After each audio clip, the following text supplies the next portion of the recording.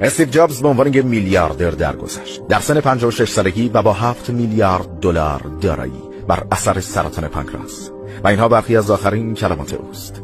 در این لحظه که به خاطر بیماری روی تخت دراز کشیدم و کل زندگیم رو مرور میکنم، فهمیدم که همه شهرت و ثروتم در برابر مرگ قریب الوقوع بی اهمیته. هرچه پیرتر میشم عاقل‌تر میشم و به آرامی درک میکنم که ساعتی که ارزشش $30 باشه و یا $300 هر دو یک زمان رو نشون میدن. چه با ماشین $150,000 رانندگی کنیم و یا ماشین $20,000 به همون مقصد میرسیم. سه واقعیتی که نمیشه این کارشون کرد. 1. فرزندانتون رو برای ثروتمند شدن تربیت نکنید. اونا رو برای خوشحال بودن، خوشبختی تربیت کنید تا وقتی بزرگ شدن ارزش همه چیز رو بدونن، نه قیمتشون. 2. غذاتون رو به عنوان دارو بخورید، غذای سالم، وگرنه مجبوری که داروهاتو به عنوان غذا بخوری. و 3. کسی که عاشقته هیچ وقت ترکت نمیکنه.